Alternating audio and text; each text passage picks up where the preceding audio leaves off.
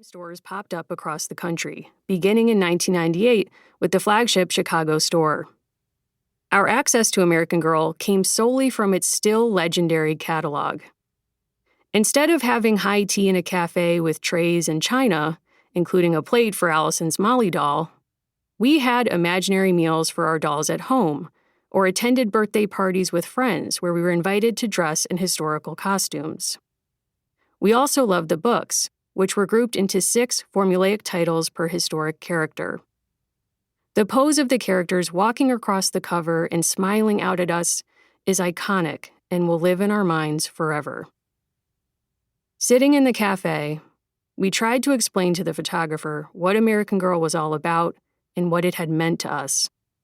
So much of it is hard to explain to a newbie. How can you tell a stranger that imagining you too lived on the prairie in 1854 helped you navigate life as a 9-year-old in the 1990s?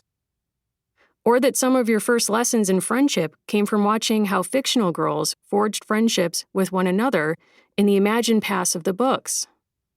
When we met as adults, just talking about these things instantly brought us closer and was important in our friendship. The relationship between these imaginary girls and our girlhoods felt so vital and obvious to people who'd lived it, but was harder to explain to people who hadn't. American Girl staff guided us around the store, where we checked out new to us characters and their accessories. The staff we met were lovely, but we panicked that they may bristle at some of our reactions to the new displays. On our show, it was not uncommon for us to offer real talk about American Girl, both the brand and the stories it tells. For example, is the stuff expensive in a limiting way? Yes. Did the brand at one point create its first Black character and focus on an enslaved girl we were then invited to buy? Also yes. Was it cruel and unusual to offer dolls with perfect braids that invited restyling without the hope of ever returning them to the perfection of their factory setting? Absolutely.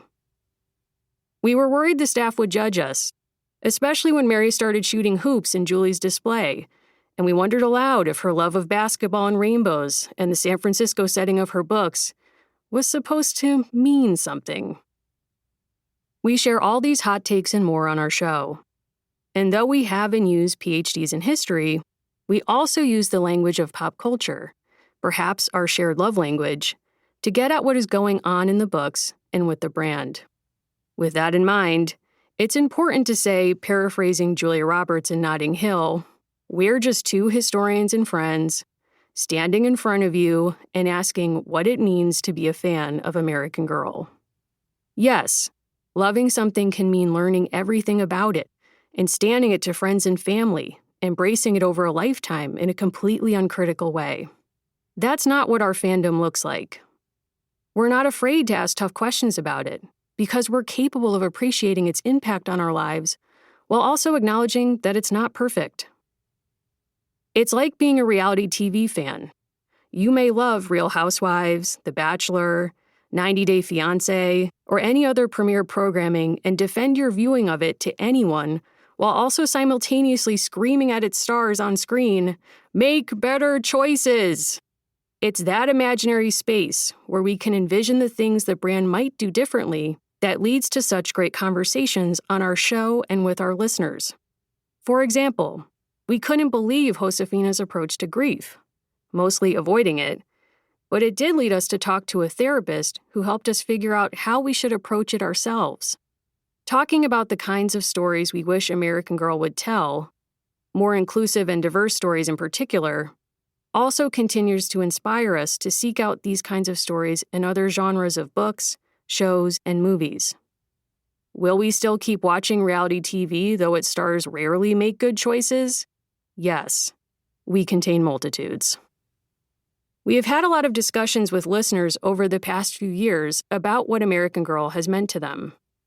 While the show was centered mainly on our lives and interpretations, we wanted to think about what it means to grow up with American Girl beyond just our own experiences. There are many ways to love American Girl and be a fan. We wanted to study American Girl fandom in all its facets. Where did it come from? What was it like for other millennials growing up with the brand from its beginnings in 1986?